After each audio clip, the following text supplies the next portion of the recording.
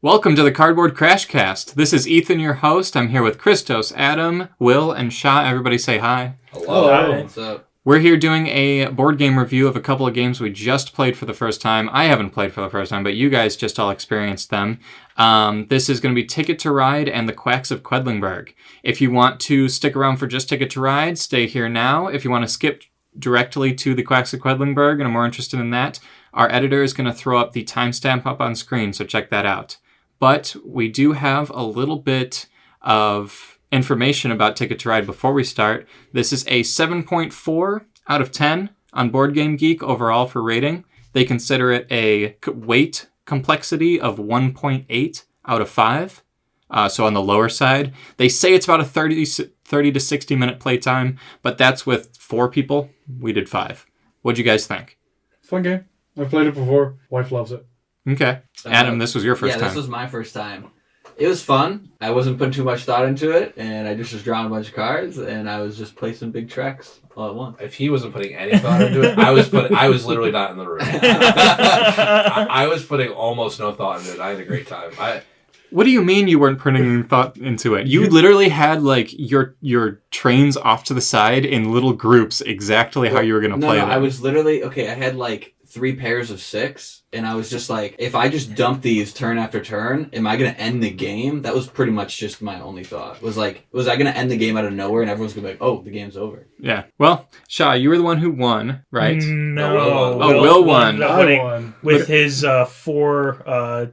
completed tickets. Yeah, completed tickets. Oh, okay. You had like what did you have, like a 9? I had an 8, an 11, a 12, and a 22. Yeah. Jesus Christ. Which the 2 first players didn't even realize that the tickets, basically like the secret tickets points worth, were even like that high. Because even the Trans-American Railroad is only 10 points. Yeah.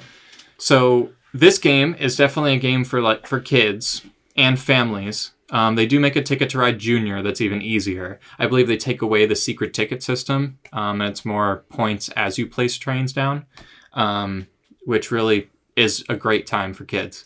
I would even play this one with, I don't know, 6-year-old, 8-year-old maybe? 8-year-old probably would be perfect. 8 and above, sure. Yeah. I mean, if they could play Fortnite, they could probably... I was thinking the same thing. If they could build castles in freaking Minecraft. Yeah. But this is the type of game where like 8-year-old, like 80-year-old, anybody can sit down, anybody can enjoy this. I don't know. I had really high hopes for you guys to just like this as sort of a game we'd pull out every once in a while. I think this is a really good game to like kind of warm up. Like you're like, okay, like, let's just play a quick game of Ticket to Ride and like warm up for whatever the real game is, because it gets the juices flowing. Have like the strategic tingles. I don't know what else to say. Like I'm like, oh, okay, cool. I'm in the mood now to play like a Spirit Island or to play something a little more advanced. I'm gonna block your route. Yeah. I mean, it's a little bit cutthroat at times. Our game didn't get too much because, like, the West was not being explored at all. And then, like, the couple of people who went in just got to swoop in and take it. But sometimes it gets, like, really jammed up. Yeah, like, where was that? Where was that in the middle? It was, like, St. Louis or whatever. We were just jammed in there. Everybody was starting from Texas onward. It was just like, whee! Yeah, I ended up getting the longest road, and it felt like I had no issue doing that. I just kind of like built my little thing. LA, right? Yeah, you were on like the complete side. side. I did like the full outside. Yeah, Boston to Miami, and then Miami all the way to LA. So this is the type of game that I would love to, if we had like a new player in our group, like we had like a new friend, just playing this with them, because it's not hard to understand. It gets you into that slight next level of board games. We actually talked about this on our last podcast, which if you're a subscriber from that last podcast, welcome.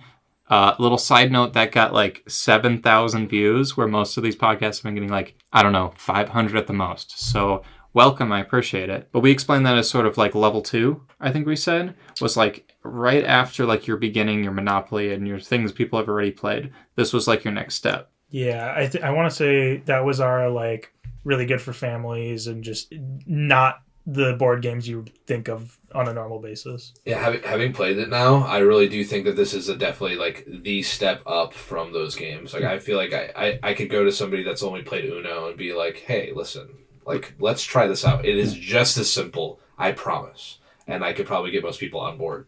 Like a gateway game. Sure, yeah. Gateway into the drug that's Did you that's choose this to go hobby. for a pun?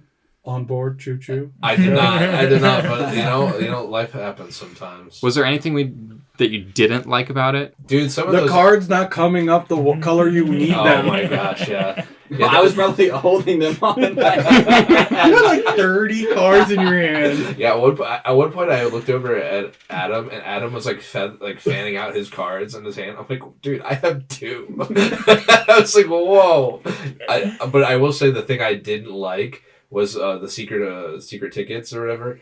I like flipped 3 of them, and all of them were 20s. And I was like, or not. There was a 20, a 21, and a 9. I'm like, dude, like, what do you mean? Like, there's no way. Right, because if you can't get like reach that, you get negative points instead. So it's just I'm just like, oh yeah, it's very revealing immediately what your intention is as well, because obviously you're picking colors and like people can kind of discern like what's going on if you want to get super strategic about it. But I don't think Ticket to Ride is that type of game. It's definitely kind of game to like turn brain off and just have fun. I think it's just a have fun game at least for me. Yeah, I didn't want to get stuck in that habit because my first card, they were only like 6 and 7 points, and I was like, oh, these aren't worth that much, the tickets, or at least I knew they were kind of short, so I was expecting longer ones to be worth more. And I'm like, those are usually gonna get blocked because you guys said there's gonna be at least a lot of blocking in a 5-player, and I was just like, all right, I'll like try and focus on it. And I took so long to get green. You kept taking green. I couldn't get it, and I was like, I'm just not gonna focus on these. I'm just gonna build up and then be able to play any color I want. I probably should have grabbed tickets, and I think you should, because just grab 1 or 2 because you'll have plenty of time to build those roads. I got lucky on my draws for the tickets, and that's why I was like, oh, okay, that works. I have them already in play to get to that route. Mm-hmm. Yeah, they're not as difficult as they seem. Like the really long ones, it's possible. You just got to plan for it. There's a lot of like rings of like randomness in this game, like the decks random, and like obviously the tickets are random and stuff. So there's not a lot that is in your control. So I think that's why it's like one of those games that, at least in my opinion, you just kind of have to just let it happen and play it out. There's not a lot of planning you can do, really. You can only be playing like maybe 1 or 2 turns ahead. But like one thing happens, like you block me, go that, like it just like, well, I don't know. There's too many variables for such a simple game. You need that one last green or black that's on the board, and someone takes it, and you're like, I think that is a big reason why this is a good game to like get into, because you don't have to think of all that strategy. Just like once it gets to your turn, you're given like 3 choices, what you see on the board, to do it, go around, and it keeps going until I know, and the turns are so quick. Oh yeah. Like, that's what I love about this game is, like, if you're playing with kids or something, like, people who have short attention spans, like, kids or not, you only take, like, 5-10 seconds on your turn at times. Like, the most amount of time it takes is actually placing the train pieces, and at that point, everyone's focused. So I just feel like the quick turns is a great virtue of this game. It's also like a really nice game to play with like friends, just having conversation. I think you could just like have conversation while you play the game. Yeah, it's just kind of happening below you, and because there's not a lot of like, you don't have to like watch Will place down 5 trains on a track. You can just like because he can mess with you, but it's not like you have do to anything about it. Right, Yeah. you're not like, having to pay attention. You did it, dude. I'm gonna get mad once I see it, but you know.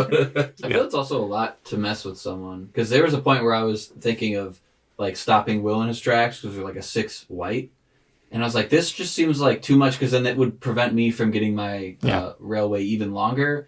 And I'm like, and I just waited a few turns, and everyone's just drawing cards, and you're like, oh yeah, it's not that bad. I'll just have it in the back of my head and see if I can go about it later. To be honest, I think that would change once you start playing the game with the same group a few times.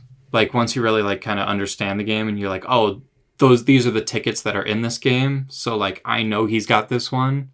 And we can't let him get a 22. Yeah. So, like... I think I just get paranoid. Like, I always think, man, I need to go for it now because someone's gonna block me, and everyone else is just like, I'm just thinking my own stuff. The thing is, like, I try to plan it out. If you would have gotten that, like, blocked that 6 white, I had the option to go down and around. Yeah. Because I had the amount of cards in my hand to do it, and if you would have dropped a 6, I don't know if you would have been able to come back to try to block. Yeah. So, we're going to go around real quick. Give it a something out of 10 enjoyment. Board Game Geek says 7.4 average of 88,000 ratings. Yeah, you got to trump them. I would probably put it like a 6.8, a 6.8. That if I had to put it. Okay. Yeah. Okay. I don't think that's low, to be honest. For me. Yeah. It's fun, but there's room for more. And I mean, that's just baseline because there's more opportunities with other games. But that doesn't mean it's bad in any way. I mean, I would say like a 7.5 or even 8 maybe. There's fun to be had, and it doesn't have to be too complicated. Yeah, I'm about a 7. Yeah, in enjoyability. And I know the other versions of it. Yeah. That have like more complexity, bridges and ferries. Cool. Yeah, that sounds fun. Bridges you can place, and then others can go underneath them. Yeah. And that's cool. And there's ferries you could like go from islands. So my rating wasn't that harsh. There's level ups. Yeah, there are level ups. there's- There's also level downs and everything in between. This game is very everywhere. For me personally, I do like games that are more complex. This one's more simple, so I'd give it 7-ish. But in terms of it as a game for everyone, probably like 8.5. Okay, I'm gonna go a little bit even harsher. I think my personal enjoyment is probably at a 6. Okay.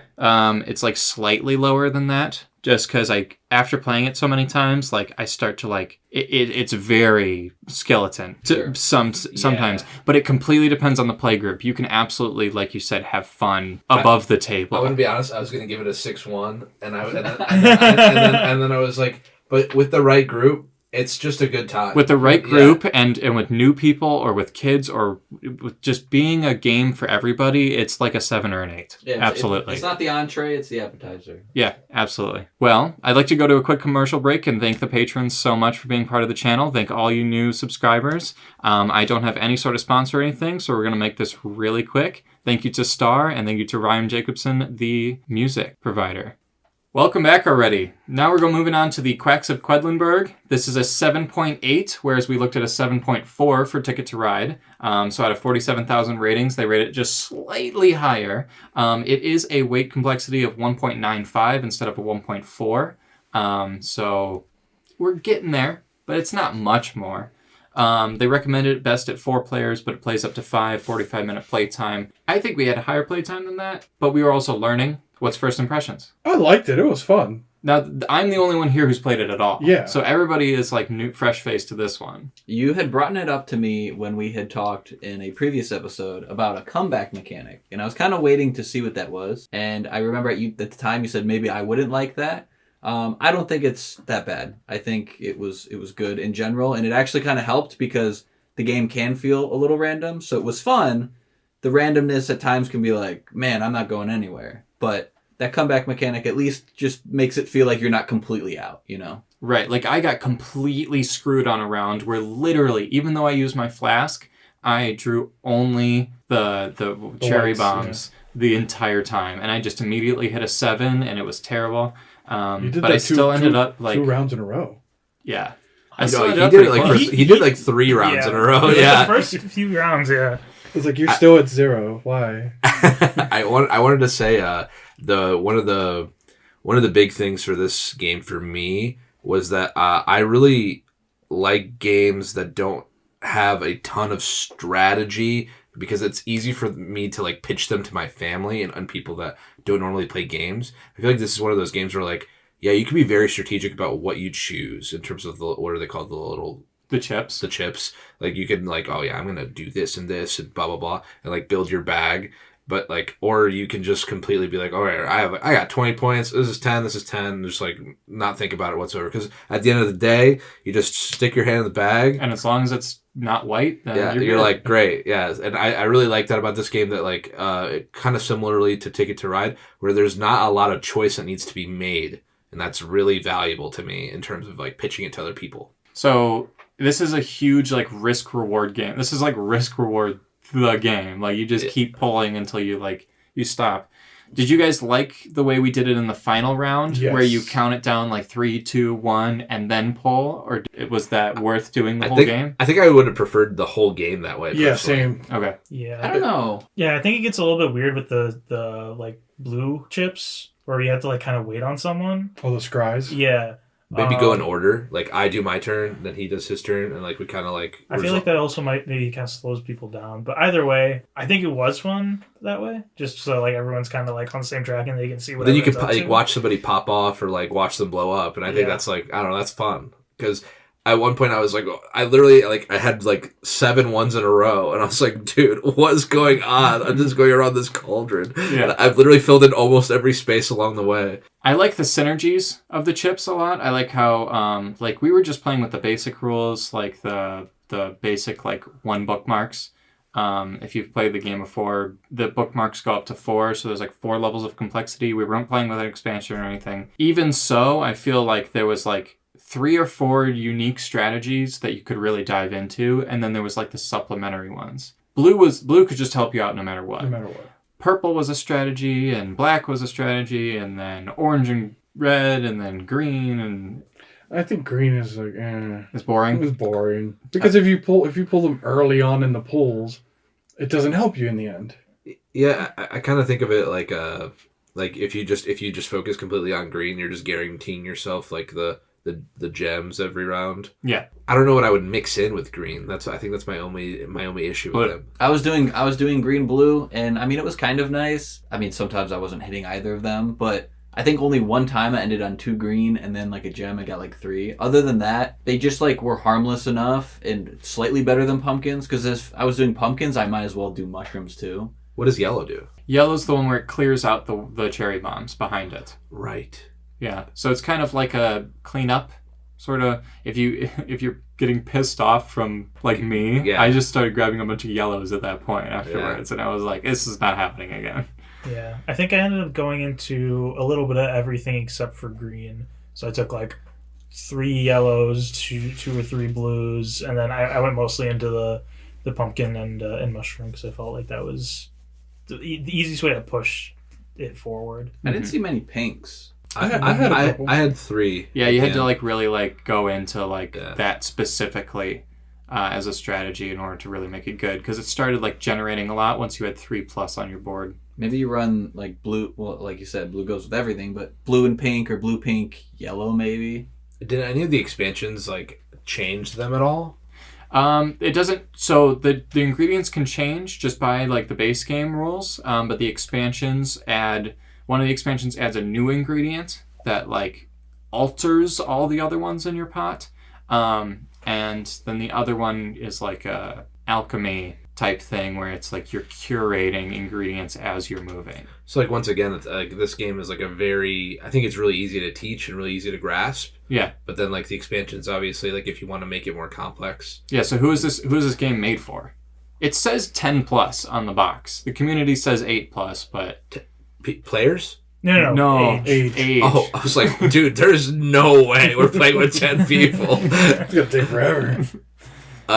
Yeah, I could say even younger. I could see like an 8-year-old playing this game. Okay. Yeah, especially like at the base level for sure. I like to think I operate at like an 8-year-old capacity, so I think it's possible. I think it is still a little the bit. more cheese he has, the more tired. That's he gets. true. That's true. I think you were gonna say the same thing. It's slightly more complex. Than Yeah, Ticket just to Ride. because you kind of everyone finishes their stuff, then it's like, okay, now we roll the die, get your points, and then score the different pieces and the different ingredients. So there was kind of that like whole, like everyone was going at the same time, but I feel like there was still a lot to do, and at least you need to remember, and you don't want to like take your board down too early or anything like that. So there's a lot more procedure to it, and I feel like those extra steps make it that higher level compared to just like, all right, I'm drawing for turn, whether it be a ticket or some new like colors, or I'm placing something. Like that's it, you know. So regardless of the playgroup, there has to be at least one player who's either experienced or has the rulebook open. Yes. Yeah, there definitely needs to be a guide, for sure. So just like the last one, go ahead and rate it, starting with Christos. Ooh. Out of 10. Well, I won. I think I would probably put it like a 7-1, 7-2. Okay. Well, knowing that there's more levels to the game, that makes me really interested, because it's like, I had fun, and now I can play in a completely different way the next time. Mm-hmm. I feel like that's kind of already affecting my score in general, because I see their replayability, yeah. Yeah, so I would, if I stuck at like a 7.5 for the last one, I would make this one maybe an 8. Okay. I think because of the risk-reward of it, it's like 7.8. Oh, you don't know what you're going to pull from that bag. We're sitting a little higher than Ticket to Ride. What about you? I'm feeling a little bit in the same way as Adam, where I'm interested to play it at higher levels again. So I'd do maybe like an 8.2 for myself. I was gonna put it like right about that, Yeah. like an 8, like a solid like 8 pushing up. Like if I played this with the right group, it could get up to 9. This has got to be one of my favorite games. Like it's just so stupid. I just love I just love the tactile aspect of like you just get to keep placing them in a ring and just see how high it goes, and it's like It's like, don't blow up, don't blow up, don't blow up. it's like going to a casino and like you keep playing roulette and you just keep watching it like spin around and you're like, come on. I kept thinking Yahtzee a little bit, where it's like you're just like re-rolling like your die and trying to like get your certain matches. I kept getting that vibe a little bit. Yeah, I was thinking to myself, like, how do I explain this game to somebody that's never played like a game like more complex than Monopoly? Like, how do I explain what to do? Like, oh, well, you have this bag and you throw these things in it, and like every round you keep picking stuff out of it until you blow up. And This is the kind of game where like in order to explain it, you really have to tie the theme into it. You got to be like, we are wizards or whatever. We're like these crazy quacks just making potions. We're making magic potions, and we're throwing a bunch of random stuff in it, and we're trying to not make our pot explode. You're trying to make your potion more interesting and bigger, but if it gets too big, then it blows up and you lose it all. All right. Well, I think that's a pretty quick review. If you like this kind of review, go ahead and leave a comment down below. But otherwise, any closing thoughts, anybody? I had fun, and I look forward to playing some maybe next level games and do kind of like a mini series on the podcast here where we just talk about games that are maybe next level, higher, Sure. maybe even lower tier games. Yeah. yeah, maybe like continue exploring like the intro. I don't even know what to call these. I wouldn't even call these intro games. Like more like intermediate games that like will kind of be good stepping stones to introduce your families to or friends to like the likes of Twilight Imperium eventually, or Spirit Island. Get them on the track to enjoying board games outside of just the basic Sorry, Uno, Clue. Definitely agree with Adam in saying that. I think that on the podcast, I'd really like us to continue to like just move forward and continue to review games as we go. And obviously, leave comments below if you guys want us to play a certain game. If you guys think that it would be really fitting for us to play a game at this level. Nothing is out of the realm of possibility. If you guys put Sidereal Confluence, I will convince these guys to play Sidereal Confluence. I promise. I don't know what that is. And because of the board games that we play here, like in the group, right? I've actually convinced a lot of my clientele. It's like, oh, you like board games? You should try this. Spirit Island and what's the other one? Dominion have been go-tos. Oh yeah. Oh yeah. To convince people. Oh, you like this? Here, try this. Oh, you like this? Try this. Well, crazy enough, Spirit Island has been at number 9 on Board Game Geek of all time for like the last 5 years. Yep. Thank you very much for listening, and we will see you on the next podcast episode. Take care. Bye. Bye.